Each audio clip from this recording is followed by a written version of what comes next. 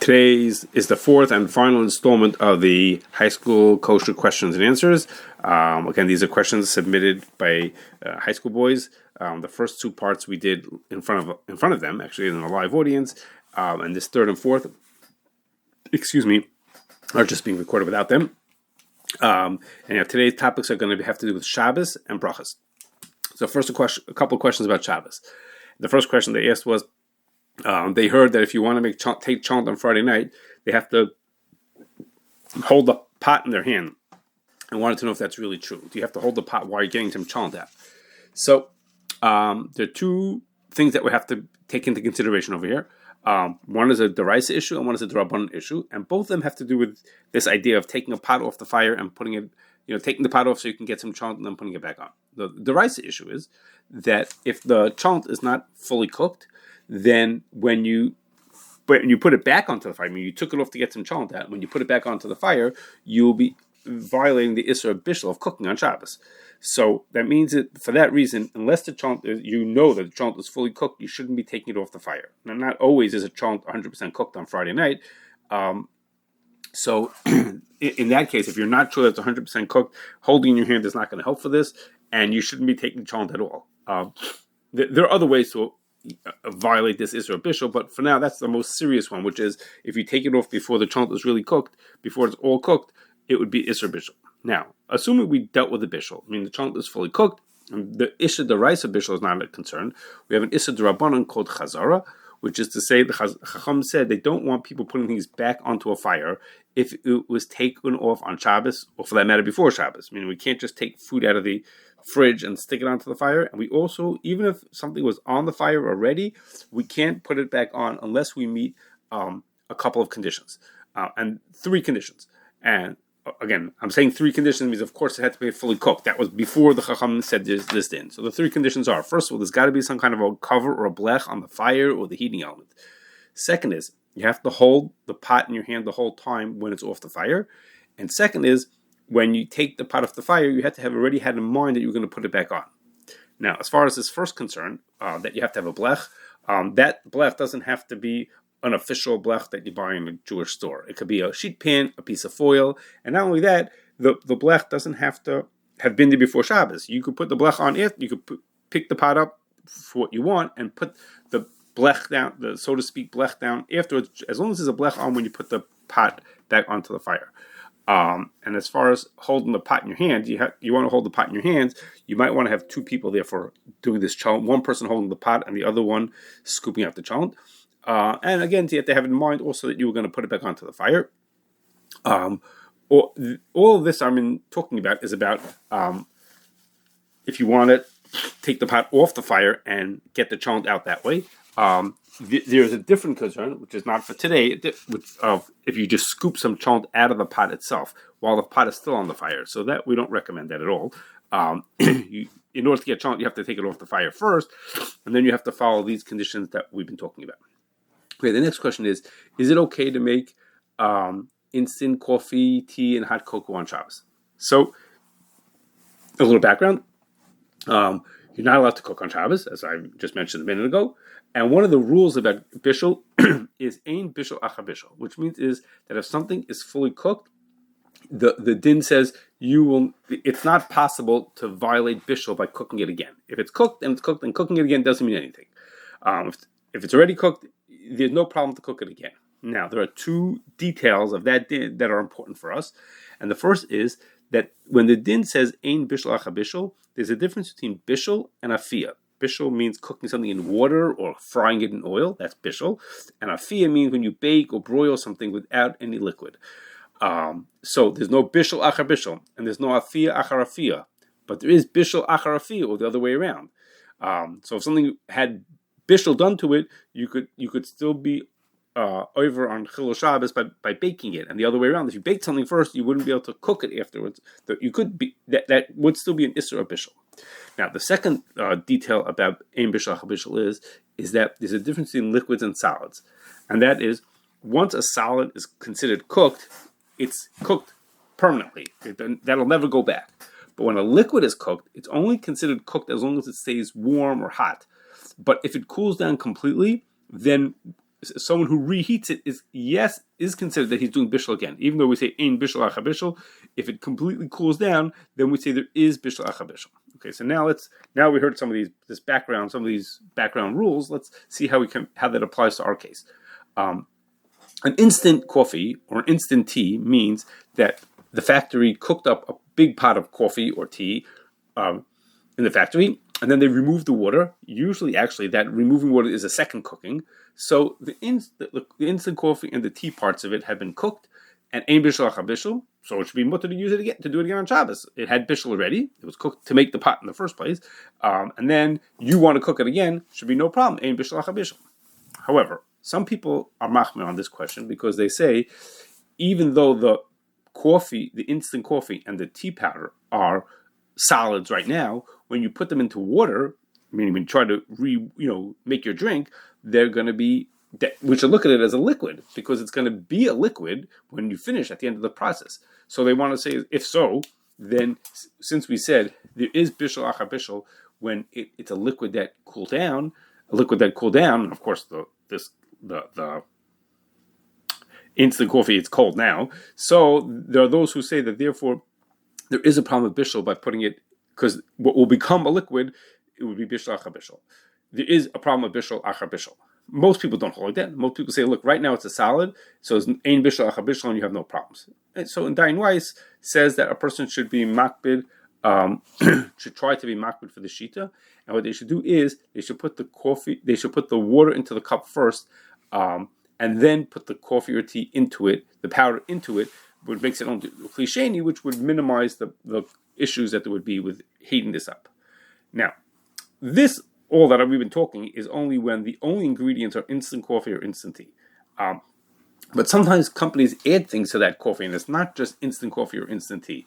So, like, for example, for coffees, they might add raw coffee. They call it microground. That's what Starbucks calls it. Microground, raw coffee they add to it, or they add flavors or sweeteners or other things. That for coffee or for tea, they add all these different things. Now, for all those things, if you want make this on Shabbos, you'd have to know whether those items were cooked. You have to go one by one and figure out whether they were cooked in the factory first or not to find out if there's a problem with bishul for those. For hot cocoa mixes is even more of an issue because the cocoa powder itself is actually cooked in its processing, but the other ingredients might or might not, the other things in the hot cocoa mix might or might not have been pre-cooked, in which case you have to think about whether there's a problem with bishul on Shabbos. Okay. Our next question is, our last Shabbos question is are you allowed to open a fridge or oven on Shabbos and Yom Tov? So, the Gemara tells us that in order to violate Shabbos, a person has to have in mind to do this malacha. It's called malachas machshavas. There's a lot of different variations of what malachas machshavas means or what it excludes. The one that we care about for today is something called ein miskaven, which means is that I have no intention to do this malacha. I'm not trying to do that thing. So the way that applies to us is that when I open the fridge or the oven, I'm trying to get out some food. That's or I'm trying to put a bottle of milk back into the fridge. I have no intention of making the refrigerator's compressor go on or the oven's flame go on. That's not at all what I'm trying to do, and therefore I'm ein miskaven, and ein miskaven by itself should be okay. However, you knew there was a but coming over here. However, there is a case. There's one type of case where it looks like the person is ein miskaven, but there is a case that it looks like the person is ein miskaven, but the din doesn't see it that way. It seems like it's ein miskaven, but the din says it's not, and that is where it's for sure that the thing that I'm trying to do will lead to the malacha happening. Okay, that's called a psik resha. That's okay. It's called a psik resha. And hold on a second. It's called a psik resha. And the example given is if a person drags a heavy bench across a dirt floor. So I'm trying to get the bench from here to there. I have no interest in making these furrows in the ground, which would be a malach of chayrish. I have no interest in doing that. But if the bench is heavy enough and the dirt is loose enough, it's for sure that that's what's going to happen. And therefore, even though I'm ein miskaven, I'm not trying to make these furrows in the ground. I have no interest. What I'm trying to do is get the bench from here to there. But since it's for sure that'll happen, there's no way to get the bench from here to there without making, to drag it without doing the malacha. It's as if I had in mind for that thing, and so it is considered melechas machshavas. So, okay, so now we know what ein miskaven is and what psik reish is. Well, our case for the refrigerator and the oven is an in-between case, and that is like this. It's a case where we don't know if it's a psik ratio. Why don't we know that? Because let's say the temperature in the oven or the refrigerator is just near the cutoff point, which would make the motor and the fire go on, right? There's a certain point when it gets to a certain temperature, it causes them to go on. Now, if I open the door at that point, it's for sure, it's psik ratio, that if I open the door at that point, air will come in from the room and will change the temperature a drop enough to make the fire or the motor go on. But what happens if the temperatures are nowhere near that? Maybe the temperature is very far away from the cutoff point. Then that little bit of air coming in will not make it go on. So if the temperature is at a certain point, then it's a psik ratio that the motor and the fire will go on. But if the temperature is not at that point, it's not a psik ratio at all. So this is called a suffix psik ratio. I'm not sure if there's a psik ratio. Mr. Brewer says, so it's a little bit of an interesting question over here, because psik ratio means it's for sure going to happen. Well, on the one hand, it's a suffix. Well, suffix means it's automatically not for sure that's going to happen. On the other hand, if it really at the right point, then it is a psik ratio that will happen. So the Mishnah Berurah says there's no clear resolution for this shaila about what the din should be is, and so he says by shaila of a deraisa a person should be machmir, by a shaila of a derabanan a person could be lenient, and therefore like this. So if it's Shabbos and a person on Shabbos making a fire go on in an oven would be an issa deraisa. Therefore, you would not be allowed. You would not open the door unless the fire is already on. You couldn't open the door because of the suffix kresha of a shaila of an issa deraisa. So you should not open the door. Instead, you should wait until you see the fire already on in the oven. At which point you could open it up a little. The cold air coming in will just maybe stay on a little longer, but it won't make the fire go on. That would be okay. Turning on the compressor in the refrigerator, most people assume it's just an issa d'rabbanan. So in that case, you don't have to worry about suffix psik ratio, and you can open the door either way. And on Yom Tov, both of those are d'rabbanans, and therefore you can open the oven door or the refrigerator door. Both of those are d'rabbanans for Yom Tov. Okay, now let's move to some brachos questions. And the first question is, what bracha should I make on wraps and things like that? So, as usual, we got to do some background to get to the question. So, the background we need to know is as follows: if you make something with any meaningful amount of the 5 primary grains, those are wheat, rye, spelt, oats, and barley. If you make it with one of those 5 grains, then the food that you make will fit now into one of 3 categories. Either it'll be considered pas means bread, pas of a kissin, I'm going to explain what that means in a second, or something that's not pas at all. Okay, so it can be pas, regular pas of a kissin, or not pas at all. Okay, now to be pas or pas of a kissin, one of the rules is that it has to have a tzuras pas. Okay, well, let me just give a minute. Pas of a kissin means it's bread-like, but it's not actually bread. I'm going to say what that means bread-like in a second. But so to be pas or pas of a kisnin, it has to have something called tzuras hapas, the shape, the form of bread, the teresa de nahama, a little bit have a look like bread. Not so easy to explain what that means. Lots of questions about that, but basically it has to be thick and solid and had a lot of similarities to bread, which is the real pas, so to speak. So things that are not pas, that do not have tzuras hapas are pasta and oatmeal and Cheerios. Those don't have any tzuras hapas, so those are automatically non-pas. They are for sure non-pas. If you have something that's not pas, the bracha rishona is mezornis. No matter what you do with it, you make mezornis. You would never have to make hamaitzi on that kind of a food. Now, in contrast to that, cake and crackers, and bagels and pizza and cookies and pastries and soft pretzels and lots of other foods do have tzuras hapas. So, what's the difference then? How do we know whether it's pas or pas b'kisnin if they both have tzuras hapas? And the answer is pas means it's just plain flour and water with maybe some minor ingredients, and they're baked, and there's no toppings or fillings or anything like that. And you make it then also into a fluffy product like bread is. That's what's considered pas. So that would include bread and pita and challah and rolls and other things like that. The bracha on those is hamaitzi. What's pas b'kisnin? It's a food that you would usually eat as a snack or as a dessert. So there's 3 variations of it. One is that it has a significant amount of some other ingredient. Like let's say you make a chocolate cake. It has so much chocolate in it that you taste that has a very strong it adds a very strong taste to the food. That's one type. Another one has a lot of toppings to it, like pizza or pumpkin pie. Okay, so you have a base. The base of the pizza, like the pizza's the dough is a simple bread. It's just basically flour and water. But what's on top of it gives it this strong other taste. Or you bake something into a crunchy form, like a cracker. That's also not pas. All those are considered pas b'kisnin. And the bracha depends on what you do with it. If you eat it like a snack, then the bracha is mezonos and hamoitzi. I'm sorry, mezonos and alamichya. And if you make a meal out of it, then the bracha is hamoitzi for eating it and brachas hamazon when you finish it.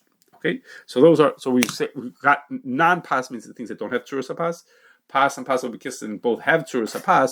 The pas ones are ones that are simply flour, water, fluffy, without anything much added to them, and the pas b'kisnin are eaten as snacky foods that are like toppings or a lot of other ingredients or are crunchy.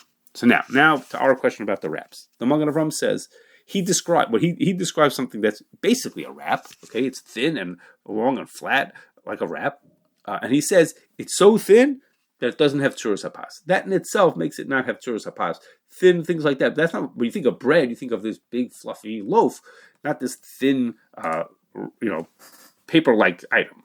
So, if so, it's not pas at all, and the bracha is mezonos, no question. Like pancakes and waffles, those are pas b'kisnin, but a wrap, the Magen Avraham says no, that's so thin that it doesn't have tzuras hapas. Now, some poskim nowadays understand that the Magen Avraham is giving us an objective criteria.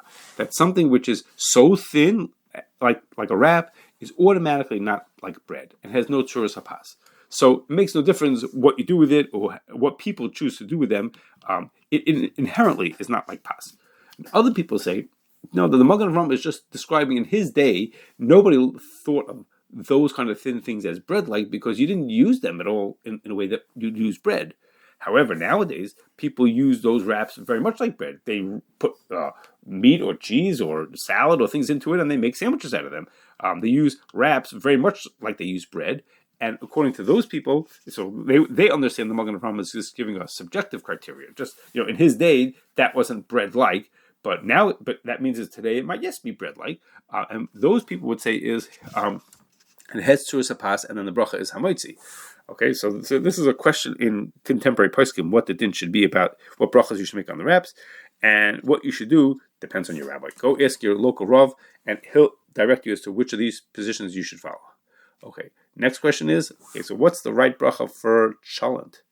Okay, and to answer that question, I need to mention some of different parts of Hilchos Brachos to get to answer that question. The first is, we're going to assume that the bracha you make when you eat barley is mezonos, and the bracha for cooked barley is mezonos, and the bracha achron is al hamichya. We're going to make that assumption. Second is, when you have a bunch of foods that are mixed together to make one dish, then the bracha, depends on which of the ingredients is the main ingredient in the food. Now, usually, the main ingredient is decided by whichever one is the largest quantity. And that's the usual way you make that decision. You have a bunch of things mixed together. Whatever's the most, that's what that's the one that's the main, the ikar, and that's what you make the bracha. But Cholent, for Cholent, there are Cholent is an example of two exceptions to that rule. The first is that even though usually we follow the majority of whatever's the most of the largest ingredient, when something has one of the 5 primary grains that I mentioned, wheat, rye, oat, spelt, and barley, the grain is almost automatically considered to be the primary ingredient, even though it's not the largest. It could be 10%, but that's automatically considered to be the primary ingredient. The second thing is, okay, now this idea that we give one bracha based on whatever is the primary ingredient, that's only true when basically every time you take a spoonful or a bite of this food, you're going to get a mix of all the ingredients that are in there. But if the things are bigger pieces, and when you take a bite, you get one component at a time, then you make separate brachas on each one of them. You don't make one overall bracha for the whole mix because it's basically not really a mix. Instead, you make individual brachas for each of the things that are on there, like eitz on this and hadam on that, etc. Now, So now let's go to cholent and cholent or other stew, and the bracha depends like this. If the cholent is large pieces, that every spoonful has a different food. It doesn't have a mix of the different ones.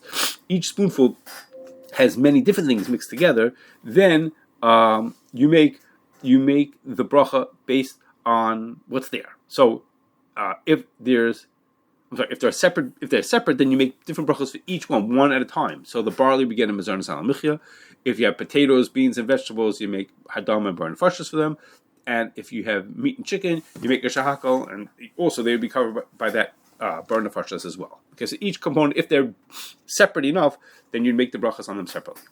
But if they're all diced like into smaller pieces or blended in a way that when you take a spoonful, you get everything mixed together, then the bracha depends as follows. It depends on what's in your cholent. If the cholent has barley in it, then your mizarn is not hamichya, because as we said, barley is considered the primary. It's one of the 5 grains, one of the 5 primary grains. It automatically is considered the main thing, and you make mizarnis and hamichya. What happens if there's no barley, but there's a lot of rice instead? Well, rice is mizarnis. If it has a lot of rice, if it's the primary ingredient, more than half of the cholent is rice, then you make mizarnis and burn nefashos, because mizarnis and burn nefashos is the bracha for rice. What happens if there's no barley and there's not so much rice, less than 50%, but there is vegetables? Then you make hadama and you make burn nefashos. Okay, now for our final question. Granola bars are made from oats. So why do some people make hadama on granola bars? Oats is one of the 5 primary grains. You should make mezarnas on it. So why do some people make hadama when they eat granola bars? So the answer is like this. When you have a fruit or vegetable, it has a bracha that's assigned to it. Let's say an apple, the bracha is ha'etz. When it loses its original form, then the bracha changes. So, for example, if I make potato kugel at home, most people who make potato kugel at home shred the potatoes, so there are still noticeable pieces of potatoes in the kugel. So then it has not lost its original form; it's still in its original form. So you make a hadama on the kugel because you could still notice distinct pieces of potatoes. But when you buy, potato kugel from a caterer, caterers tend to puree the potatoes before they make the kugel to the point that you can't see any distinct pieces of potatoes. It's just potato kugel. You don't see any pieces of potato kugel. Then you've changed the form of the potato, and therefore the bracha gets changed. And the bracha becomes, in this case, the bracha gets downgraded to shahakal, because this is the less specific way of using it. The losing of the form of the potato is considered a downgrade, and therefore the bracha goes from the more specific bracha of hadama to the more generic bracha of shahakal. Now, but the same could also be, sometimes I describe where the bracha is a downgrade, but sometimes changing the form is an upgrade. For example, the one everybody knows about is if you make grape juice. The bracha on grapes themselves is Bari Priya Eitz. If you squeeze the grapes and make juice out of them, so we've changed the form. You can't see it as grape anymore. It doesn't have the original form. In this case, the bracha gets upgraded to Bari Priya Gafen. That's because when we lose its original form, it's considered to have now a more noble function as grape juice or wine, and therefore the bracha changes, but it becomes more upgraded to become a Bari Priya Gafen, which is a more specific bracha, rather than the more generic bracha Bari Priya Eitz, which goes for many foods. Right now, the other big example of a bracha that gets upgraded when the food loses its form is our 5 primary grains. Again, wheat, rice, spelt, oats, and barley. That if you cook plain wheat berries, just the wheat grains themselves, and you eat them whole, the bracha is hadama, like for any other grain. That's considered the non-optimal way to use wheat. But if you break the grains apart and you blend them together to make a new food, you break the individual grains and you make a food out, you break them apart and then you cook them together to make something new, then that makes foods that are like bread and things like that, which are staples, to give the way the world gets their nutrition. So that's an upgrade to the wheat. That's a better way to use the wheat, and in that case, it gets a better bracha. And the bracha could be, it goes from being hadama to either being mezarnis or to being hamoitzi. It gets an upgraded bracha because it has lost its form and it's taken on a finer form, and therefore it gets a better bracha, a more specific bracha. So if you take wheat and you grind it into flour, and you mix that flour to make cookies out of it, the bracha is going to be Bari Mizonis, because he's using something that's used for its nutrition rather than just as a wheat, which is considered a lower level bracha. Okay, now after all of that, let's get back to our granola bars. Granola bars are made from oats, and it very much depends on how you make the granola bars.